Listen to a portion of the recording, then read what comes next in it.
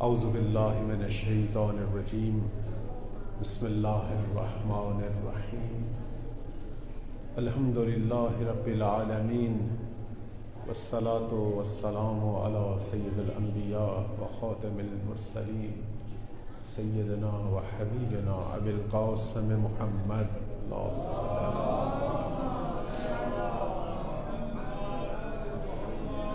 وعلى آلہ طیبین الطاہرین المعصومین سیما بقیت اللہ اللہم اجل لولیک الفرج اما بعد فقال امیر المؤمنین صلوات اللہ علیہ ولا يحمل هذا العلم الا اہل الصبر والبصر والعلم بمواضع الحق صلوات پڑھیں پر محمد و آل محمد۔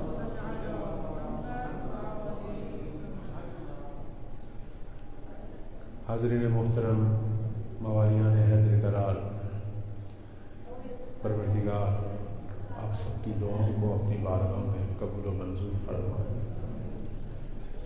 آج کئی مناسبتیں ہیں، ایک تو وہی جیسا کہ حکم دیا گیا مولا امام زمان صلوات اللہ علیہ کے موضوع پر ایک مختصر گفتگو ہے، اور ساتھ آج چونکہ 22 بہمن روز انقلاب ہے مملکت اسلامی ایران کا، اس کے حوالے سے بھی پروردگار کی بارگاہ میں دعا ہے کہ تا ظہور امام زمان اس مملکت کو، اس رہبریت کو، اس نظام کو جاری و ساری رکھے۔ اس دعا کی قبولیت کے لیے اور جو حاجتیں آپ کے دلوں میں ہیں ان سب کی قبولیت کے لیے صلوات پڑھیں پر محمد و آل محمد۔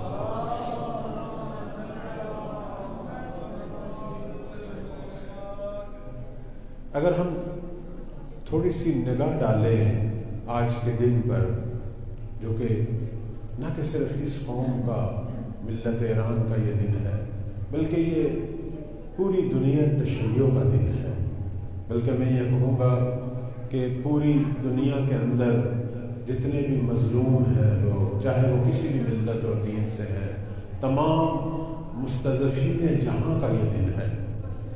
اس دن میں ایک تجلی ہوئی تھی، میں اس تجلی کے حوالے سے صرف چند نکات جو ہے وہ بیان کروں گا کہ اس ملت ایران نے، بلکہ پوری دنیا کی تشیع نے، بلکہ عالم اسلام نے اس انقلاب کے دن کیا دیکھا، اور اس کا خود ہمارے مولا کے ظہور سے کہ بالاخر وہ بھی ایک دن آنے والا ہے۔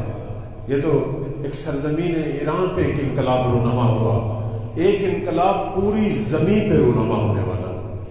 اس انقلاب اور اس انقلاب کے درمیان کیا مشابہتیں ہیں، کیا شباہتیں ہیں، میں بس یہی چند ایک نکات آپ کی خدمت میں بیان کروں گا۔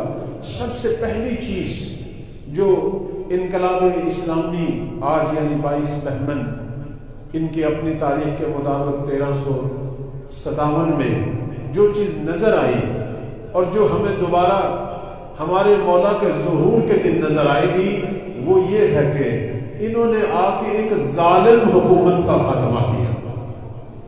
انہوں نے اپنی سرزمین سے ایک ظالم حکومت کہ جس کو یہ الزام تھا کہ سرزمین ایران پر 2500 سال سے شہنشاہیت جو ہے وہ حکومت کر رہی ہے، اور ہماری حکومت کو کوئی خطرہ نہیں، لیکن ایک بت شکن، ایک رہبر، ایک فرزند زہرا اٹھا اور اس کے ساتھ مٹھی بھر انصار، کوئی ایسا سما پیدا کیا کہ اس 2500 سال شہنشاہیت کا جتنا اس نے ایک بڑا مضبوط بت بنایا تھا، انہوں نے ٹھوکروں سے ریزہ ریزہ کر دیا۔ اور یہ دنیا نے دیکھا کس طرح شہنشاہ کے بت پورے ایران میں جو ہے وہ روڈوں پر گر رہے تھے اور لوگوں کے پاؤں کے نیچے تھے۔ جگہ جگہ اس نے چوکوں پر اپنے بت بنا کے رکھے ہوئے تھے۔ ظاہر ہے اب دنیا میں جہاں بھی چلے جائیں، جہاں بھی کوئی شاہی نظام ہے، وہاں ایک بت پرستی جو ہے وہ ہے۔ دوسری جو چیز ہم دیکھ رہے ہیں وہ یہ کہ لوگوں نے وفا کی اپنے رہبر کے ساتھ، اور اس ظالمانہ نظام کو ختم کرتے ہوئے کوئی دیر نہیں لگائی۔ آج کا جو دن ہے وہ اس ظالم شاہی نظام کے خاتمے کا دن تھا. اسی طرح کا ایک دن آئے گا کہ جس کی احادیث اور روایات میں بشارت ہے. اور وہ دن کیا ہے؟ روز عاشور ہوگی. روز عاشور اب ہماری بعض روایت کہتی ہیں کہ وہ جمعے کا دن ہے، بعض کہتی ہیں وہ ہفتے کا دن ہے، لیکن وہ ایسا دن ہے کہ جس دن امام زمان صلوات اللہ علیہ صلوات پڑھنے پر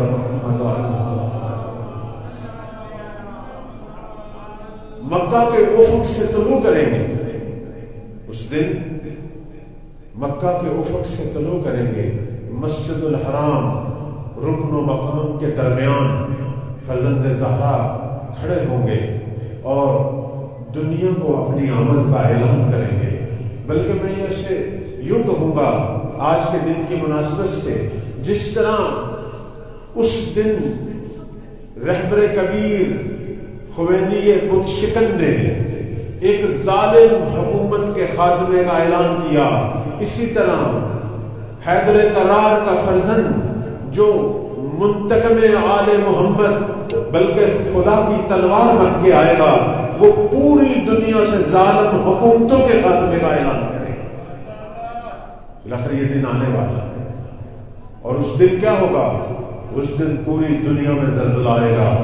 ظالم حکومتیں، باطل حکومتیں جو ہیں وہ کانپے گی امام کے اس اعلان کے بعد، کیونکہ یہ کوئی عام شخص نہیں ہے جس نے اعلان کرنا ہے.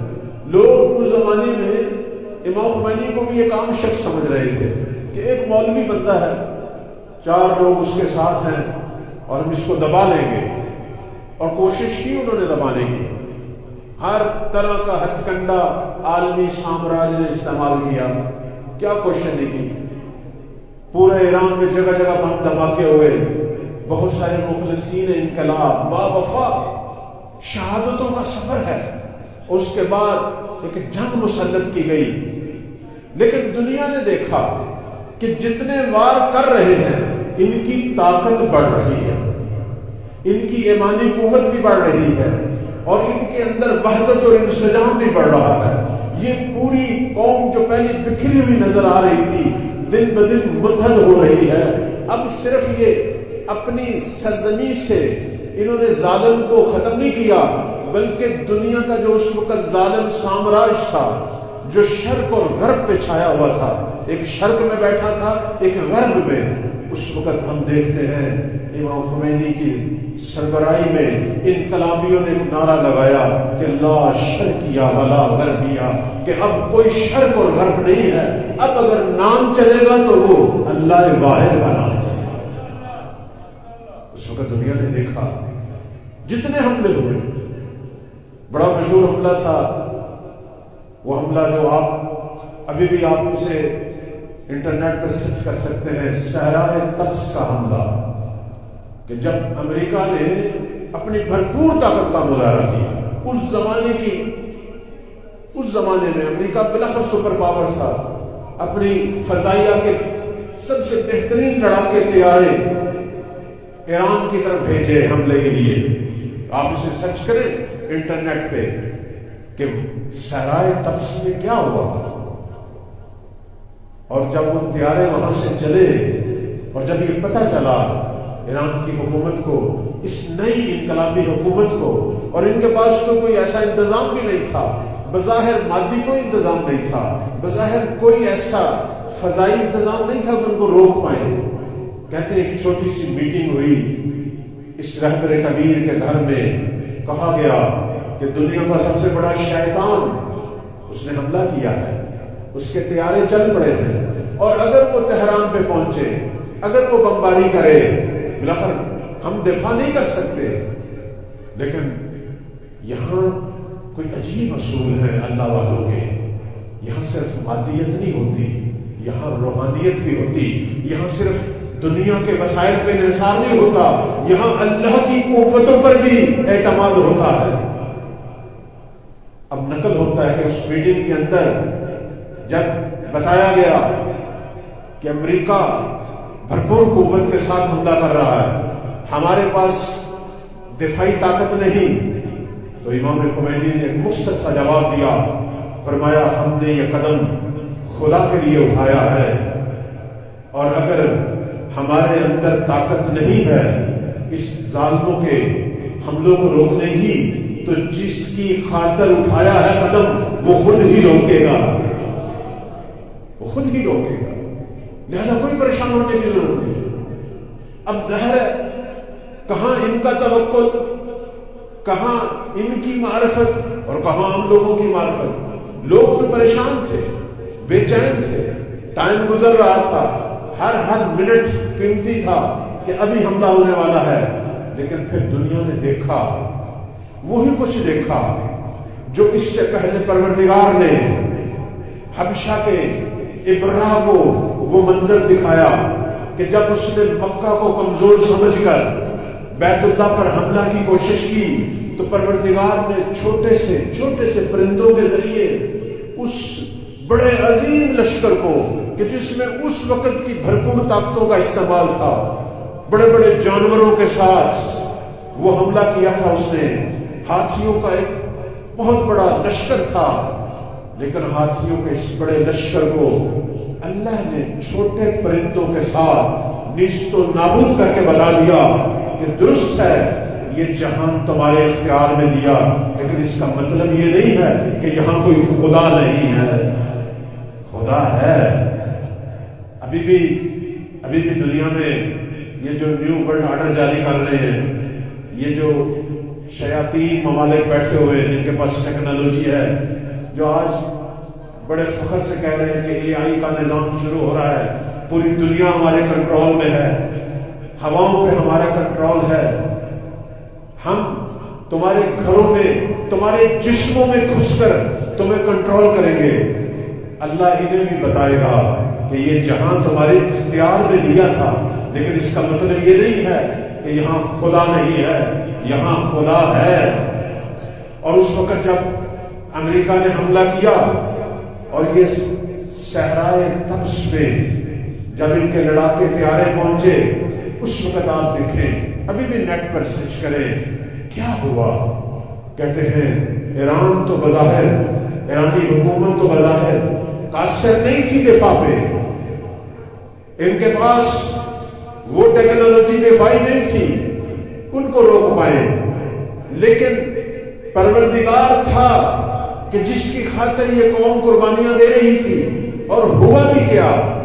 ہوا یہی، جیسے ہی وہ طیارے صحرائے طبس میں انہوں نے پرواز کیا تو اللہ کی قوتیں حرکت میں آئیں، کوئی ایسی ہوا چلی کہ جو بظاہر ہوا تھی لیکن ان کی نابودی کا سامان کر گئی۔ اس ہوا نے کوئی ایسا جکھڑ چلایا، پھر دنیا نے دیکھا کہ کس طرح وہ غول پینکر طیارے جو تہران کو تباہ کرنے کے لیے آ رہے تھے آپس میں ٹکرا ٹکرا کر تباہ ہو گئے۔ اور پھر دوسرے دن دنیا گئی ان طیاروں کی اور طیارے والوں کی لاشیں اٹھانے، اور جلی ہوئی لاشیں بتا رہی تھی۔ اس وقت اس سپر پاور کی فوج کی جلی ہوئی لاشیں، آج بھی آپ نیٹ پہ سرچ کریں، ان طیاروں کے جلے ہوئے ڈھانچے اور اس طیاروں کو چلانے والے جو ان کے کمانڈر تھے ان کی جلی ہوئی لاشوں کی تصویریں آپ بھی نیٹ پر ہیں، جو اللہ کی طاقت کا منہ بولتا ثبوت ہے کہ جب انسان پروردگار پہ توکل کرے اور جب دنیا میں کوئی سہارا نہ ہو تو بے سہاروں کا سہارا پھر رب ہوتا ہے۔ صلوات پڑھے پر محمد و آل محمد۔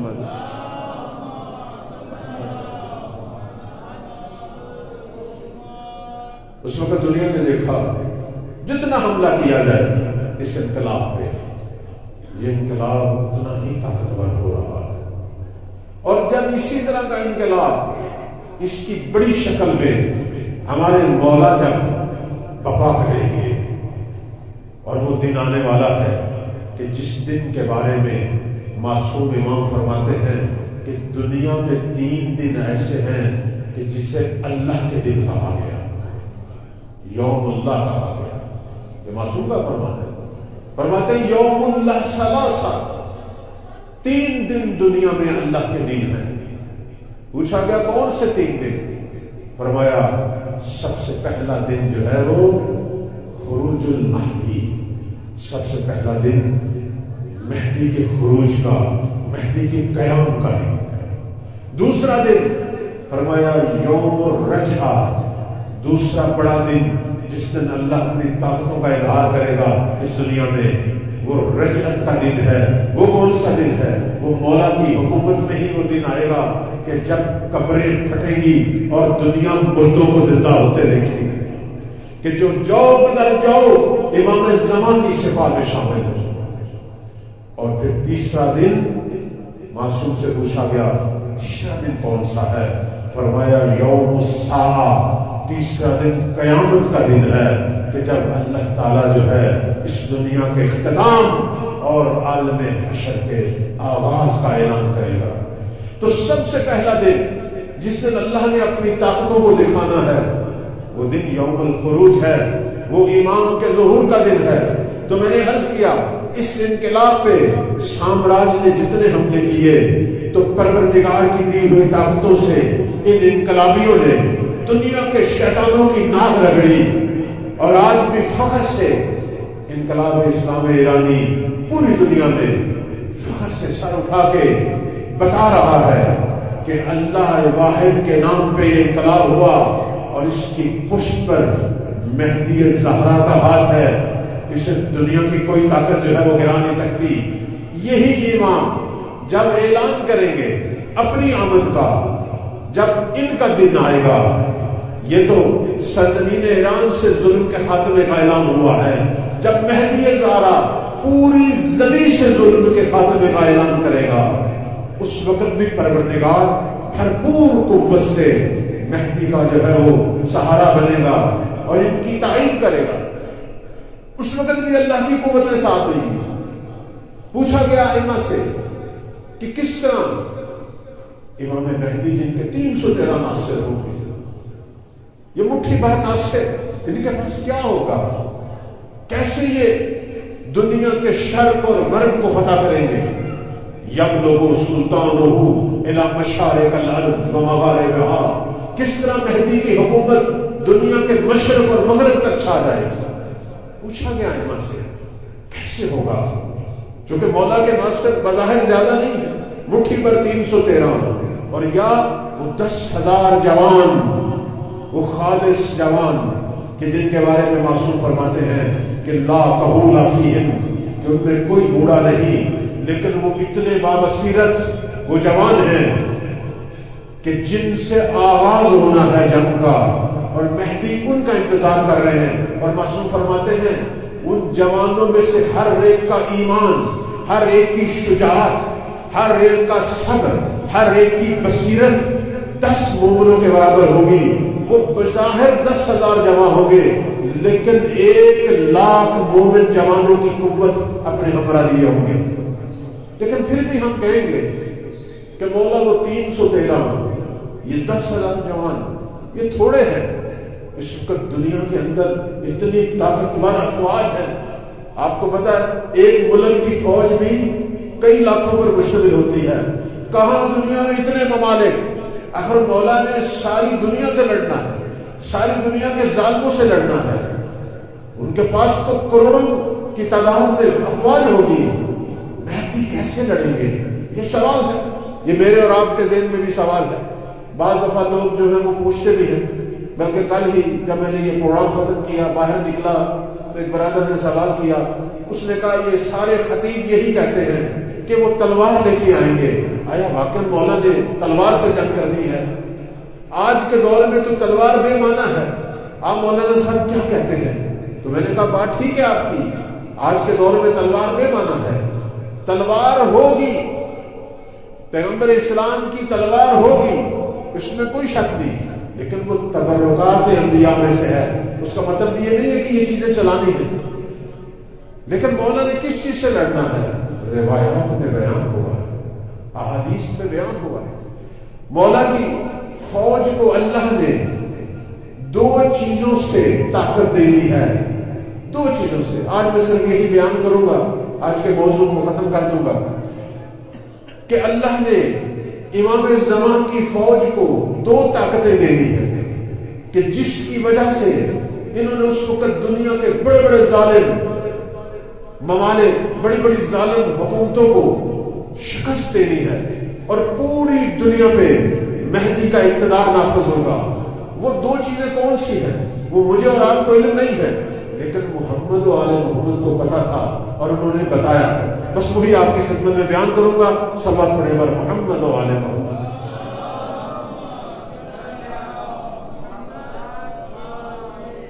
سب سے پہلی چیز، اس پر روایات موجود ہیں، آپ میں اہل علم بھی موجود ہیں، کتاب الغیبہ جو ہے نعمانی کی، اس میں اٹھائیں 12واں 13واں باب اسی موضوع پہ ہے، اصول کافی میں ہے، غیبت ترسی میں ہے، صرف اہل علم کے لیے۔ سب سے پہلی چیز کہ جس نے امام مہدی کی فوج کو طاقت دینی ہے، اور وہ چیز اتفاق سے ان انقلابیوں کے پاس بھی تھی، جب یہ انقلابیوں نے ایران میں انقلاب لائے، ان کو بھی اللہ نے وہ دی، لیکن وہاں بڑی قوت کے ساتھ ملے گی، اور وہ کیا ہے؟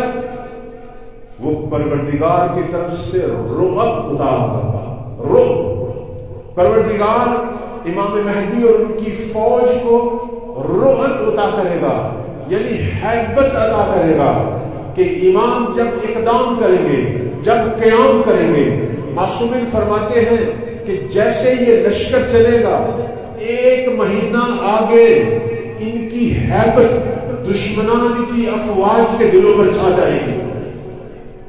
پروردگار دشمنوں کی فوجوں کو مربوط کر دے گا۔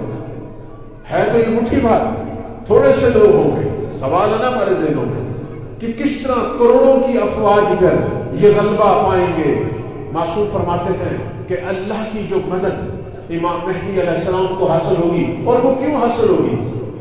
کیونکہ یہ اللہ کے خالص بندے ہوں گے جو توحید اور معرفت الہی میں اس مقام پہ پہنچے ہوں گے کہ جس کے بارے میں کل ہی میں نے یہ روایت پڑھی، آپ سب نے سنی کہ امیر کائنات سے پوچھا گیا کہ امام الزمان کے انصار کی نشانی کیا ہے؟ فرمایا یعرفون اللہ حق معرفتہ، اس طرح معرفت پروردگار رکھتے ہوں گے کہ جس طرح حق ہے معرفت رکھنے کا۔ یوحدون اللہ حق توحیدہ، اس طرح ان کے اندر توحید کے چشمے جاری ہوں گے، اس طرح ان کے وجود میں توحید نفوذ کر چکی ہوگی، ان کی زبان، ان کا عمل، ان کی گفتار، کردار، رفتار سب سے الہیت اور للہیت ٹپکتی ہوگی۔ فرماتے ہیں اس طرح توحید رکھتے ہوں گے کہ جس طرح حق ہے توحید کا۔ تو جب کوئی شخص توحید میں اس مقام پر پہنچ جائے کہ جس کو مولا کائنات کہہ رہے ہیں کہ حق توحید ادا کیا ہے، ہمیں نہیں پتا حق توحید کیا ہوتا ہے، یقین مانیں ہمیں کیا پتا حق توحید کیا ہے؟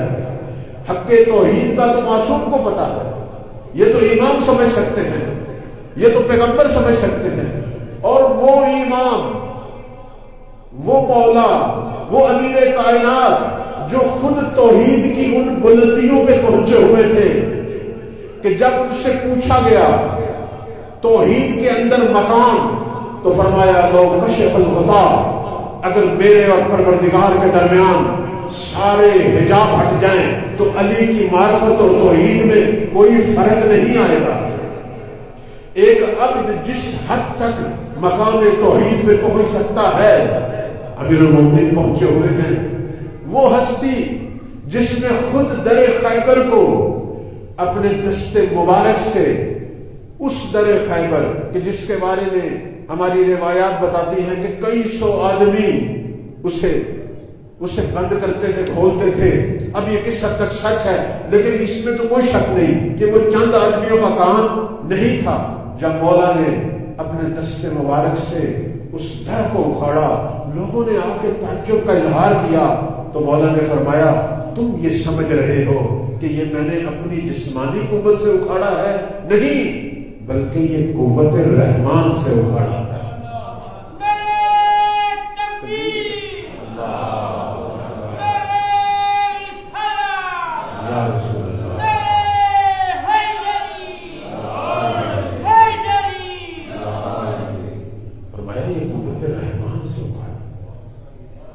پروردگار ہے میری پشت میں، جو اللہ کی توحید میں غرق ہو جاتا ہے، جو اپنی زندگی کا سارا انحصار خدا پہ کر لیتا ہے، جو اپنے آپ کو اپنے رب کے حوالے کر دیتا ہے، پھر رب اس کا دست و بازو بن جاتا ہے۔ اور میں یہ میرا ہاتھ نہیں تھا، یہ پروردگار کی قوتوں کا مرکز ہاتھ تھا۔ فرمایا بل قوت رحمانیہ لا قوت جسدانیہ، یہ علی کے جسم کی قوت نہیں تھی، یہ علی کے رب کی قوت کا کرشمہ تھا۔ تو جس طرح پروردگار نے امیر کائنات کی مدد کی، وہ قلعہ جو ناقابل تسخیر تھا ظالموں کا، اس زمانے میں مولا نے اپنے ایک ہاتھ کی حرکت سے اس قلعے کے اس گھر کو اکھاڑ دیا اور وہ قلعہ فتح ہو گیا۔ اسی طرح پروردگار امام مہدی اور اس کی سپاہ کی اسی طرح مدد کرے گا کہ ان کا رعب اور ان کی ہیبت دشمنان کے دلوں میں، کافروں کے دلوں میں، اس وقت کے ظالموں کے دلوں میں ڈال دے۔ اور روایتیں بتاتی ہیں کہ جب مہدی کی فوج لڑنے کے لیے جائے گی تو بڑی بڑی افواج اس وقت لڑنے سے انکار کر دیں گے، نہیں لڑ سکیں گے۔ پتہ نہیں وہ اس فوج کے اندر کیا اوصاف دیکھیں گی، ان کو کیسا پائیں گی کہ لڑنے سے انکار کر دیں گے، کہیں گے ہم ان سے نہیں لڑ سکتے۔ تو عرض خدمت یہ ہے کہ اللہ کی پہلی طاقت جو امام زمان اور ان کے انصار کو حاصل ہوگی وہ رعب ہے، وہ یؤیدہ بالرعب۔ پروردگار مہدی کو رعب سے، ہیبت سے مسلح کرے گا۔ اور دوسری چیز جو ہماری روایات میں بتائی گئی وہ یہ ہے کہ پروردگار امام زمان کو ملائکہ کی سپاہ کے ساتھ مسلح کرے۔ آپ نے یہ سنا ہے کہ جنگ بدر میں بھی کوئی ایسا ہی سما تھا، اسلامی افواج تھوڑی تھی، 313 مد مقابل کافر زیادہ تھے، تھوڑا سا خوف تو تھا نا خود پیغمبر کے وجود میں بھی، مسلمانوں کے دلوں میں بھی۔ تو پروردگار نے کیا فرمایا، حبیب گھبرانے کی ضرورت نہیں ہے، تیرے انصار کم ہیں، میں ملائکہ کو بھیج رہا ہوں۔ 5000 ملک نازل ہوئے، 5000 فرشتے، اور وہ مسلمانوں کی فوج میں شامل ہوئے، اور پھر وہ لڑے، اور پھر کچھ اس طرح لڑے کہ دشمن کی اس طاقتور فوج کا شرازہ بکھر گیا، اور پھر دشمن کو عبرتناک شکست ہوئی۔ دنیا نے دیکھا، دنیا کو سمجھ نہیں آئی کہ یہ مٹھی بھر لوگ جن کے پاس کوئی خاص اسلحہ بھی نہیں تھا، کیسے انہوں نے ہمیں شکست دی۔ یہ پروردگار ہے کہ جس نے فرشتے بھیجے۔ پہلی جنگ تھی میرے نبی کی، اس جنگ میں اللہ نے ملائکہ کے ساتھ مدد کی۔ اور یہاں ہمارے علماء، مفسرین، محدثین بتاتے ہیں کہ اللہ نے یہ جو فرشتے نازل کیے یہ سارے علی کی شکل میں نازل کیے، سارے مولا کائنات کی شکل میں۔ اور اس کی دلیل یہ تھی کہ دشمن کو سمجھ نہیں آ رہی تھی کہ علی کہاں ہے، انہیں ہر جگہ علی ہی لڑتا ہوا نظر آ رہا تھا، ہر جگہ علی ہی لڑتے ہوئے نظر آ رہے تھے۔ لیکن وہ جو نقطہ جس کی طرف میں آ رہا ہوں وہ یہ ہے کہ جب جنگ بدر ختم ہو گئی، اس کے بعد یہ فوج دوبارہ مسلمانوں کو نصیب نہیں ہوئی۔ اس کے بعد ان فرشتوں کو اللہ نے واپس آسمان کی طرف بھی آنے نہیں دیا، بلکہ پروردگار نے ان فرشتوں کو کہا کہ تم اب صبر کرو، اس زمین پہ ٹھہرے رہو اس وقت تک جب تک اس محمد کا آخری وصی ظاہر نہیں ہوتا۔ اللہ اکبر، جب تک اس کا آخری وصی ظاہر نہیں ہوتا، جب وہ ظاہر ہوگا پھر دوبارہ تمہاری مدد کی ضرورت پڑے گی۔ اس لیے کہا جاتا ہے کہ مولا کے ان 313 ناصر، ان 10,000 جوانوں کے ساتھ ساتھ اللہ کی جو دوسری مدد جو میرے مولا کو عطا ہوگی وہ یہ 5000 فرشتے ہیں۔ اور ان کے باقاعدہ توصیف آئی ہے روایات میں، باقاعدہ بیان کیا گیا ان کا لباس کیسا ہوگا، ان کے امامے کیسے ہوں گے۔ اور یہ فوج ہے جس کے بارے میں روایت میں آیا ہے کہ مسومہ، خاص نشانیوں کے ساتھ یہ فوج ہوگی۔ تو اب آپ خود ہی سمجھ جائیں کہ مہدی کی فوج کو اللہ نے کن طاقتوں سے نوازنا ہے کہ جہاں ایک رعب اور ہیبت بھی ہے، کہ جو دشمنوں کے دلوں کو تصویر کر رہی ہوگی، اور ساتھ پروردگار کی قدرت کا ایک بہترین مظاہرہ وہ ملائکہ کی فوج ہوگی کہ جو دشمنوں سے نہ مر سکتے ہیں، نہ ان کو کوئی زخم لگ سکتا ہے، نہ انہیں کوئی نقصان پہنچ سکتا ہے، وہ مولا کے زیر تحت بس علاقے پہ علاقہ، ملک پہ ملک فتح کرتے چلے جائیں گے، اور یہ 8 مہینے میں دنیا دیکھے گی، دنیا کے مشرق اور مغرب پر یوسف زہرا کی حکومت قائم ہو گئی۔ صلوات پڑھیں بر محمد و آل محمد۔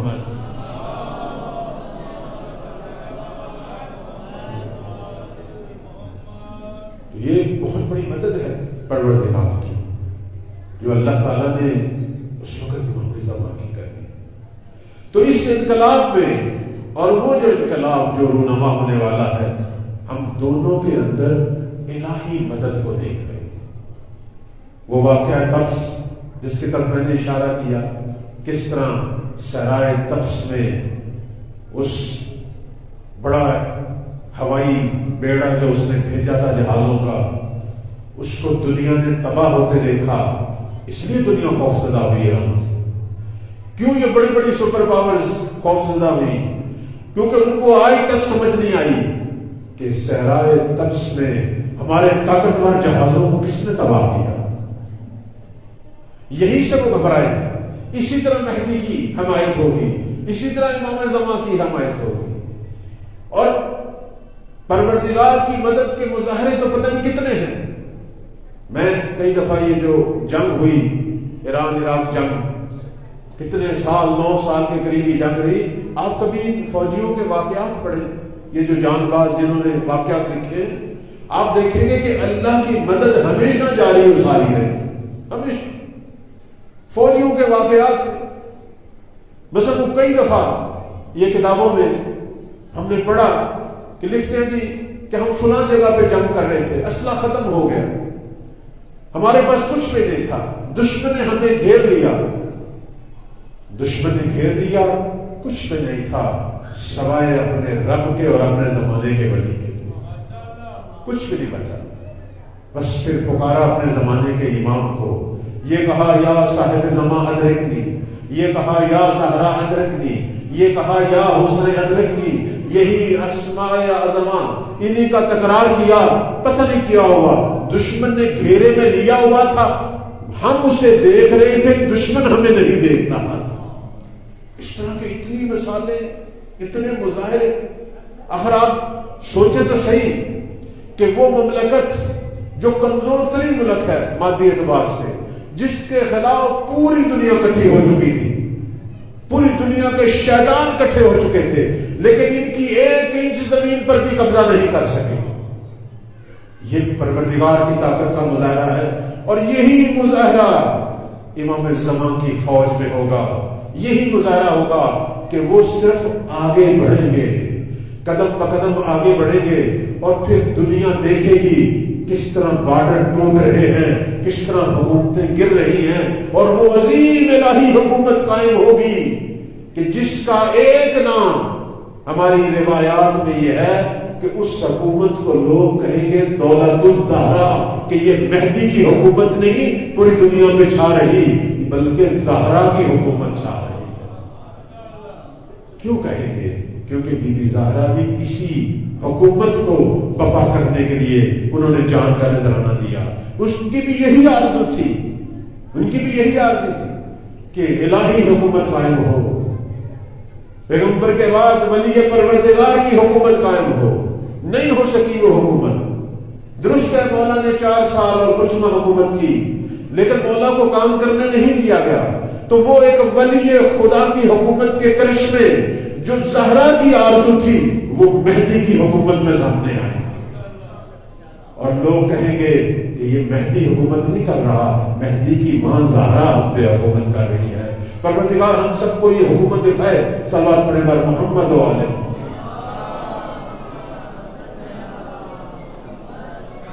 اب چونکہ موضوع آ گیا اس حکومت کے نام کے حوالے سے، ایک اور نام جو اس حکومت کا ہماری احادیث میں بیان ہوا وہ یہ ہے کہ اسے دولت القرآن بھی کہا جاتا ہے، یعنی قرآن کی حکومت۔ اس زمانے میں حقیقتاً قرآن حاکم ہوگا، اس زمانے میں قرآن زندوں کی کتاب ہوگی، اس زمانے میں لوگ قرآن سے درس لیں گے، قرآن لوگوں کی زندگی کا سرمایہ بنے گا۔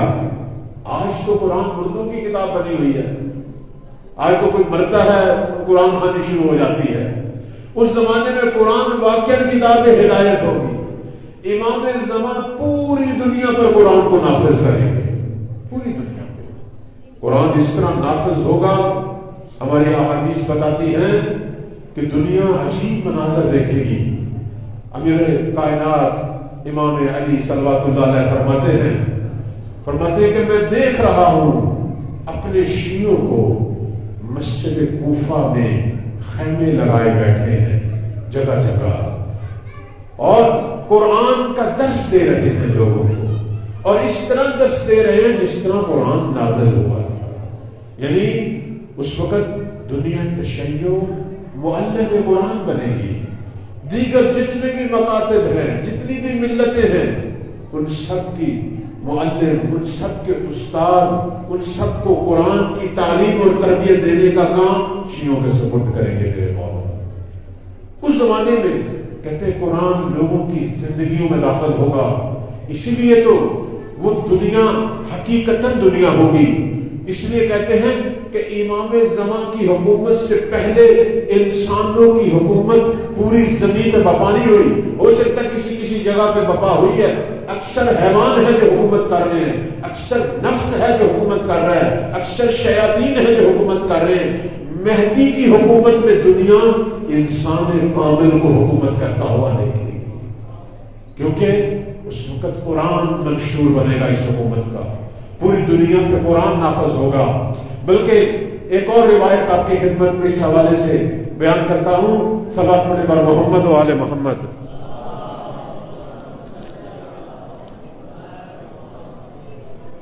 کل بھی ہم نے مومنات کا ذکر کیا، آج بھی اس حوالے سے، چونکہ ہماری خائران بھی پوچھتی ہیں کہ ہمارا کیا کردار ہے، ہمارا کیا نقش ہے، تو عرض خدمت یہ ہے کہ ایک روایت، چونکہ قرآن کی بات چلی، میں عرض کروں کہ معصوم نے فرمایا اس زمانے میں ہمارا فرزند، ہمارا قائم مہدی دنیا کو صرف عدالت سے نہیں بھرے گا بلکہ علم اور حکمت سے بھی بھرے گا۔ دنیا لبریز ہوگی علم و حکمت سے۔ اور اس کی پھر مثال دیتے ہیں، فرماتے ہیں کہ اتنا علم دے گا مہدی دنیا کو، اور اتنا قرآن کے ساتھ قریب کرے گا دنیا کو کہ اس زمانے کی خواتین، یعنی مہدی کے زمانے کی خواتین، معصوم فرماتے ہیں اس زمانے کی خاتون کا اتنا بڑا علمی مقام ہوگا۔ یہ درس ہے ہمارے لیے۔ فرماتے ہیں کہ گھروں میں رہنے والی بیویاں اگر انہیں کوئی مسئلہ شرعی پیش آئے گا، اگر انہیں کوئی مشکل پیش آئے گی، وہ کتاب خدا کو کھولے گی اور خود قرآن کی آیات سے استدلال کر کے اپنی مشکل کو حل کریں گی۔ یعنی وہی کام جو آج ایک مجتہد اور فقیہ کرتا ہے، وہ مہدی کے زمانے میں ہر گھر کی عورت کرے گی۔ یعنی خواتین کا علم فقہا کے برابر ہوگا، کتنا کام ہوگا اس زمانے میں۔ تو اس لیے تو کہا گیا کہ یہ واحد حکومت ہے کہ جس کے اندر صرف اللہ واحد کی عبادت ہوگی۔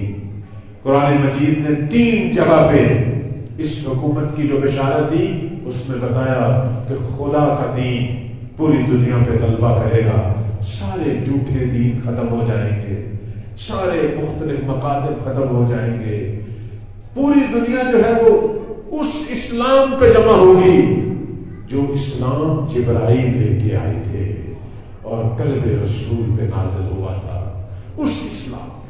آج تو بڑی مصیبت یہ ہے کہ اسلام کی سینکڑوں شکلیں بنی ہوئی ہیں، آج تو پتہ نہیں چلتا کہ اصل اسلام کہاں ہے۔ آپ کسی بھی فرقے میں چلے جائیں، وہ کیا کہے گا؟ وہ کہے گا اصل اسلام ہمارے پاس ہے، باقی سارے یہ جھوٹے ہیں، بلکہ کہے گا کافر ہیں۔ ایسا ہے یا نہیں؟ اب تو اتنے فرقے، پھر ہر فرقے میں فرقیاں، اب تو عجیب سے مسائل، یعنی اتنے فرقے، اور ہر کوئی اپنے آپ کو اصلی اسلام کہہ رہا ہے اور دوسرے کی تکفیر کر رہا ہے، تو یہ کون سا اسلام ہوگا؟ اور یہ سوال بھی کرتے ہیں، کئی دفعہ ہم سے بھی پوچھا گیا کہ مہدی کس اسلام کو نافذ کریں گے، یہاں تو ہزاروں اسلام ہیں.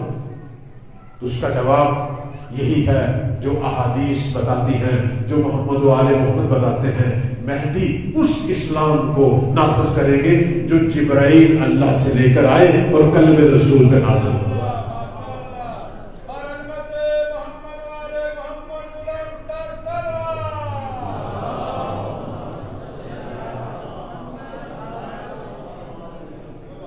اس کا نتیجہ کیا نکلے گا؟ یہ سارے جھوٹے فرقے ختم ہو جائیں گے، سارے جھوٹے فرقے. یہ جو قرآن کی طرح طرح کی تفسیریں ہیں ختم ہو جائیں گی، یہ جو دین کی طرح طرح کی تشریحیں ختم ہو جائیں گی، یہ جو طرح طرح کی نمازیں پڑھی جا رہی ہیں ختم ہو جائیں گی. لوگ وہی نماز پڑھیں گے جو رسول کریم مسجد النبی میں پڑھایا گیا، وہی دین ہوگا. اور وہ دین کون سا ہے؟ اس کی بشارت ہماری تاریخ میں ہے. یہ ہم کیوں کہتے ہیں کہ امام کی حکومت ہونی چاہیے؟ اس کا فلسفہ بھی یہی ہے کہ اگر امام کی حکومت ہو، اگر وصی پیغمبر کی حکومت ہو تو وہی دین نافذ ہوگا جو پیغمبر نے نافذ کیا تھا. لیکن اگر ہم خود بنانی شروع کر دیں، خود اپنی مرضی کے امام، خود اپنی مرضی کے خلیفے بنانے شروع کر دیں تو پھر دین کی شکلیں بدلنی شروع ہو جائیں گی. اب آپ خود تاریخ اٹھائیں، شیعہ سنی تواریخ میں ذکر ہے کہ جب مولا کائنات کی حکومت شروع ہوئی تھی، جب مولا کائنات کی، اس سے پہلے 3 حکومتیں گزر گئی، 3 صحابیوں نے حکومتیں کر لی. لیکن جب علی مرتضیٰ نے حکومت شروع کی تو بڑی مدتوں کے بعد صحابہ پیغمبر نے کہنا شروع کر دیا، ہمیں لگ رہا ہے کہ رسول اللہ کا زمانہ واپس آ گیا، رسول اللہ کا زمانہ واپس آ گیا. یہ ہے خود اہل سنت والجماعت کی کتابوں میں لکھا ہے. بھئی کیوں کہہ رہے ہیں رسول اللہ کا زمانہ واپس آ گیا؟ چونکہ اب جو بیٹھا ہے حکومت پہ، اب یہ جو دین بتا رہا ہے یہ وہی ہے جو محمد نے بتایا، اور یہ جو سیرت دکھا رہا ہے وہی ہے جو محمد نے دکھائی. اس لیے تو بی بی نے فرمایا کہ وصی رسول حاکم بنے، اور جب مہدی حکومت کریں گے اس وقت بھی دنیا دیکھے گی، اس وقت بھی دنیا دیکھے گی اس چیز کو دیکھے گی جو اس سے پہلے کبھی نہیں دیکھی، اس سے پہلے کبھی نہیں دیکھی. یہ معصوم فرماتے ہیں کہ یاتی بامر جدید و کتاب جدید و دین جدید و قضاء جدید. کہتے ہیں جب وہ آئیں گے لوگوں کو کتاب قرآن بھی نئی نظر آئے گی، لوگوں کو حاکمانہ سیرت بھی نئی نظر آئے گی، لوگوں کو دین بھی نیا نظر آئے گا، لوگوں کو قضاوت کے اصول بھی نئے نظر آئیں گے. یہ نئی نہیں ہے وہی تھی جس کو لوگوں نے مٹا دیا تھا، مہدی نے اسے زندہ کر دینا.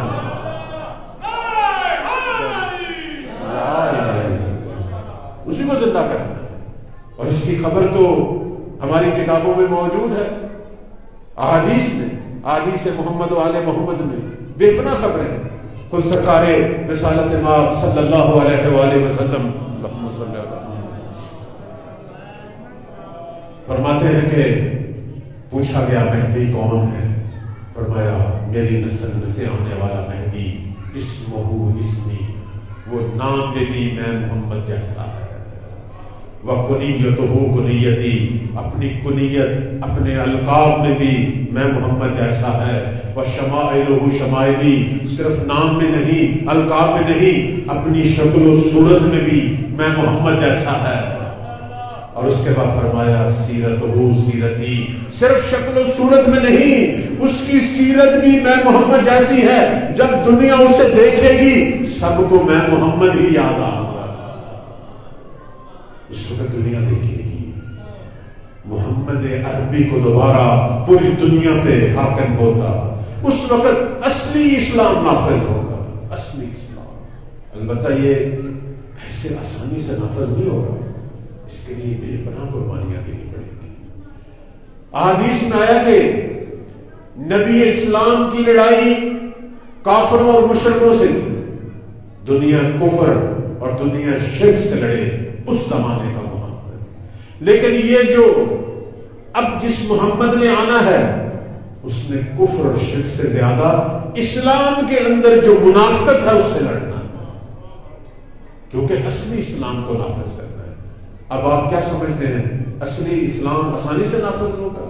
یہ جنہوں نے دکانیں کھولی ہوئی ہیں جھوٹے اسلام کی، یہ جنہوں نے فرقے بنائے ہوئے ہیں، جنہوں نے تعصب اور تکفیر کے تیر چلائے ہوئے ہیں، یہ کوئی باز آئیں گے؟ یہاں جنگیں ہوں گی، یہاں جنگیں ہوں گی، اور یہاں فرزند حیدر کرار اسی طرح اپنے زمانے کی منافقت سے لڑے گا جس طرح علی اپنے زمانے کے منافقوں سے لڑے گا۔ میرے مولا کی کن کن سے جنگ ہوئی؟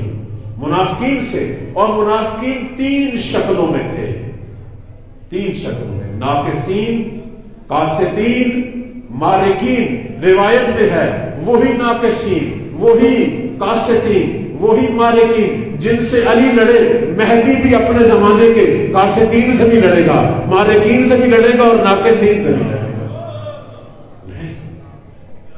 اور یہ لڑائی ہوگی اس وقت پھر دنیا پر اصلی اسلام نافذ ہوگا، اصلی اسلام۔ اور اس پر ہمارے پیغمبر فرمایا کرتے تھے، فرماتے ہیں کہ مہدی جب آئے گا میری سنت کو زندہ کرے گا جس سے دنیا مار چکی ہوگی، اہل بدعت سے لڑے گا، بدعتوں کو ختم کرے گا، اور سنت محمد کو زندہ کرے گا۔ اس وقت دنیا اصلی اسلام کو نافذ ہوتا دیکھے گی۔ بس میں یہاں ختم کرتا ہوں، جو کہ بحث کافی ہے اور بندہ حکیم نے بھی ایک اور جگہ پہ بھی جانا ہے، تو عرض کر رہا ہوں کہ انقلاب اسلامی نے بھی دنیا کو اصلی اسلام کا چہرہ دکھایا۔ اس وقت پوری دنیا 2 قسم کے اسلام دیکھ رہی ہے۔ انقلاب اسلامی ایران سے پہلے دنیا نے صرف ایک اسلام دیکھا تھا، وہ کون سا؟ جو ظالموں کی ماتحتی میں غلام بننے والا، وہ اسلام دیکھا تھا۔ اور اس وقت استعمار اور سامراج کے ذہن میں بھی نہیں تھا کہ کوئی اور بھی اسلام ہے۔ یہ تو مہدی بت شکن نے، یہ تو خمینی بت شکن نے اٹھ کر دنیا کو بتایا ایک اور بھی اسلام ہے جسے تم بھلا چکے ہو، جسے اہل بدعت نے ختم کر دیا ہے، آج علی کا بیٹا خمینی اسے زندہ کر رہا ہے۔ اور یہ اسلام کون سا ہے؟ یہ ظالموں کے آگے جھکنے والا نہیں بلکہ ظالموں کے آگے ڈٹنے والا۔ اور انقلاب اسلامی کے بعد دنیا کو اصل اسلام کا پتہ چلا، اور آج تک اسی انقلاب اسلامی کی برکت سے خود ایران میں بلکہ دنیا کی کئی جگہ پر اسی اسلام کا پرچم لہرا رہا ہے جو مظلوموں کی حمایت میں اٹھا ہوا ہے اور ظالموں سے لڑ رہا ہے۔ اور جب مہدی آئیں گے وہ اسی اسلام کو عروج تک پہنچائیں گے کہ جو پوری دنیا میں مظلوموں کی حمایت کریں گے اور پوری دنیا سے ظالموں کا صفایا کریں گے۔ اللہ تعالی ہم سب کو مولا امام زمان کا زمانہ ظہور دکھائے، اور پروردگار کی بارگاہ میں دعا ہے کہ انقلاب اسلامی، یہ نظام اسلامی، یہ پرچم جسے ولی فقیر رہبر معظم نے اپنی دوش مبارک میں اٹھایا ہے، یہ پرچم ولایت، یہ پرچم انقلاب تا ظہور امام زمان اسی طرح سرفراز رہے اور مولا کے ہاتھوں منتقل ہو، اور یہ سرزمین اور یہ انقلابی قوتیں پوری دنیا پر مسلمان مستضعفین اور دنیا تشیع اور حقیقی اسلام کے علمبردار بنے، اور انشاءاللہ مولا امام زمان کی پشپنائی سے یہ انقلاب تا ظہور امام زمان جاری و ساری رہے گا۔